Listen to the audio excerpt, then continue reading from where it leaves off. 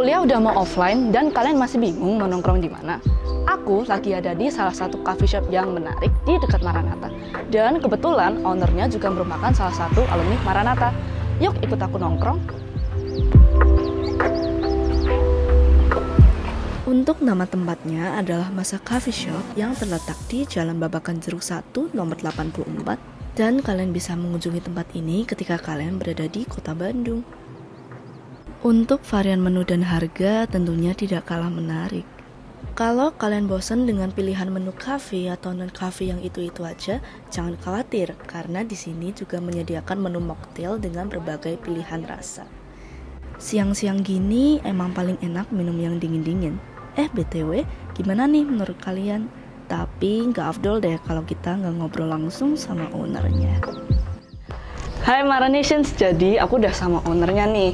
Nah, halo Ko. Halo. Boleh perkenalan diri dulu?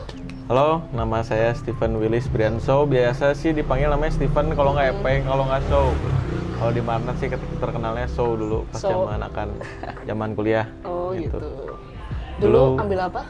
Dulu saya ambil akuntansi, jurusannya angkatan 2014. Angkatan 2014. Lulus tahun 2018. Lulus tahun 2018. Pas 4 tahun. Ya? Puji Tuhan. Tidak lebih, tidak kurang. Jadi dulu apa sih motivasi bikin coffee shop ini? Gitu. Pertama lulus kuliah sambil cari kerja dulu saya magang di coffee shop, adalah coffee shop dekat Maranatha juga, daerah Maranatha. Di situ ya pertamanya tertariknya ke bidang latte art, mungkin ya asik gitu, orangnya suka seni sih sebenarnya. Soalnya suka musik juga, terus suka gambar-gambar kadang-kadang. Yeah.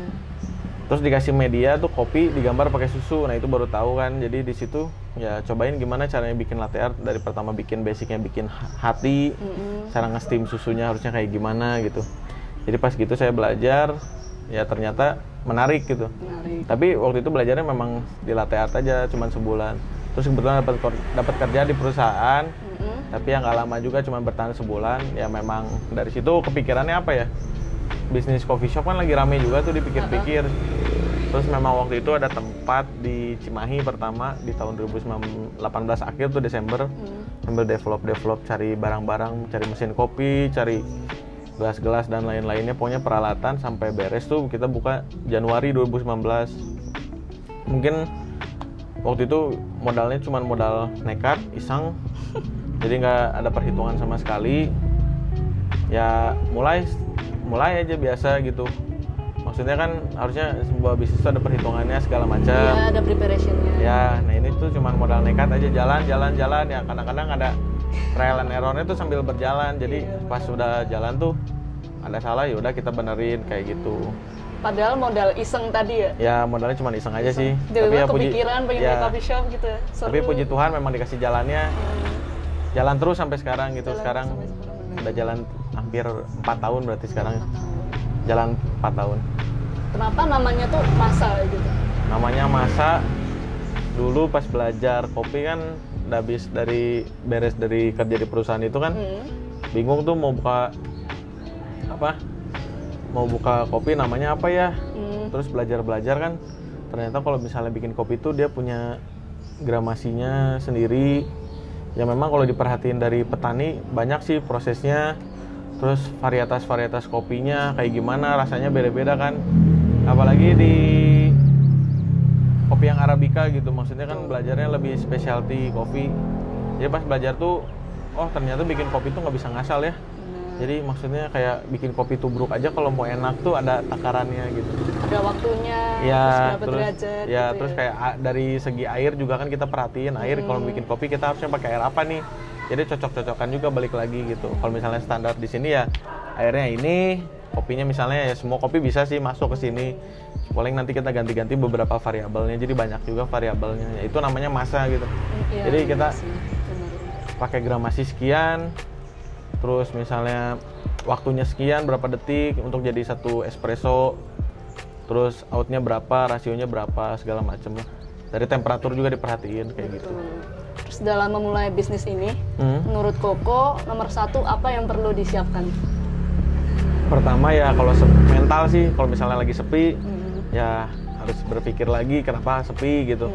Jadi kenapa kita bisa sepi, terus kalau misalnya orang lain rame gitu. Ya pertama kan pasti dari situ mental, terus yang keduanya pasti kalau misalnya dari modal iseng kayak saya harus nyiapin perhitungannya dari awal sebenarnya biar bagus. Kalau misalnya ada trial and error ya resiko itu. Udah ada plan ABCD lalala Ya gitu. Yang penting ya yang penting jalan lah, maksudnya jangan nyerah gitu. Betul. Tantangan tadi tuh yang paling berat yang tadi yang tiba-tiba sepi gitu ya. Ya kalau zaman dulu tuh di Cimahi memang suka sepi karena marketnya tuh kayak apa ya? Ya sebenarnya masalah bisnis kayak orang-orang di sana kan orang-orang yang maksudnya di sana kayak desa gitu.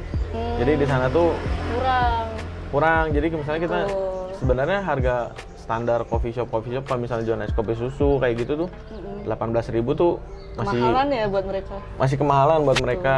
Nah, kadang-kadang kan mereka ngopinya ngopi saset. Sebenarnya kalau kopi saset itu kalau diperhatiin lebih dalam, itu tuh sebenarnya bukan kopi. Iya. Cuman ya kita mah balik lagi orang Indonesia kan banyaknya ngopinya yang murah kayak gitu. Terima murah, ya, cepat jadi. Sebenarnya kan kalau misalnya kita ngomong bisnis kan kita punya tempat juga, maksudnya buat nongkrong, ada wifi, ada AC segala macem kayak gitu. Benar. Tapi semenjak dulu Cimahi itu cuma bertahan 1 tahun, sempat ngerugi lah. Terus saya ada pengalaman juga kan bukan waktu magang dulu jadi barista di Maranatha. Oh ternyata ketika anak-anak universitas pada masuk, terus lingkungan sampai sekarang juga dekat sama dosen beberapa di Maranatha. Coba buka di Maranatha deh, siapa tahu bisa kayak coffee shop yang dulu magang. Cuman saya berani buka daerah Maranatha walaupun banyak saingannya ya, karena saya punya nilai lebih lah, maksudnya dari rasa atau misalnya soalnya kan ikut kejuaraan juga di kopi, terus banyak pelajaran di kopinya gitu. Jadi jualan kopi tuh kita nge-handle customernya harus kayak gimana, servisnya lo harus bagus gitu. Servis sama koneksi itu penting banget ya. Ya. Oke. Ada mungkin saran untuk Maranations yang pengen buka bisnis seperti ini, mungkin coffee shop gitu? Ya kalau kita buka bisnis seenggaknya di bidang satu misalnya F&B ataupun apapun, seenggaknya kita harus ngerti lah kalau misalnya kopi itu kayak gini gitu. Misalnya di kopi kita harus belajar kopi dulu. Bener. Kopi itu kayak gini, soalnya kalau misalnya ada orang lain ya kita mempercayakan satu orang, ya memang harus percaya kan, namanya orang kepercayaan. Betul. Cuman kan kita harus ada basicnya juga gitu, ini kopi harus kayak gini, hitungannya segala macam. Kita harus lebih ngerti dulu. Ya kita harus lebih ngerti biar takutnya kan nggak kena maksudnya ya tipu lah kasarnya ya. Mereka nanti gini. Ya. Kita udah harus mulai, karena kita mulai dari bawah, lama-lama ke atas kita tahu kan yang di bawah kerjanya gimana, jadi bisa tahu. Seenggaknya itu sih kalau menurut aku, kalau misalnya buka bisnis ya kita harus ngerti dulu bisnis yang kita bikin tuh apa gitu. Harus kenal dulu. Kalau enggak ya jangan gitu ya. Yeah. Jangan dulu kalau belum ada. Oke, thank you Ko. Udah. Terima kasih. Dadah. Thank you. Tadi aku kan udah ngajakin kalian buat lihat ruangan indoornya, dan sekarang aku mau ngajak kalian buat lihat ruangan outdoornya. Areanya cukup luas, estetik, backgroundnya pun polos, jadi cakep banget buat kalian yang pengen foto ataupun konten, dan kalian gak perlu khawatir akan kepanasan atau kehujanan meski berada di area outdoor. Dari segi dekorasi, furniture, pilihan warna, dan konsep yang minimalis, tempat ini bakalan bikin kalian betah untuk nongkrong di sini berjam-jam, apalagi kalau kalian baru nongkrong sama temen.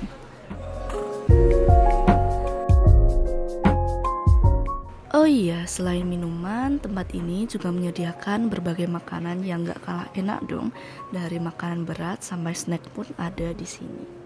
Jadi kapan lagi nih kalian nongkrong di Bandung dengan uang 20 ribuan aja, kalian bisa minum ataupun makan sampai kenyang. Nah, jadi aku udah selesai nongkrong nih guys. Tempatnya tuh seru banget buat nongkrong sama teman-teman. Tempatnya juga nyaman, terus estetik buat foto, makanan dan minumannya pun enak-enak, dan harganya pun terjangkau.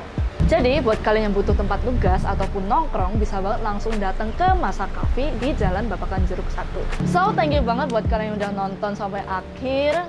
Tunggu rumah episode berikutnya. Jangan lupa like, comment, share, dan subscribe. Dah.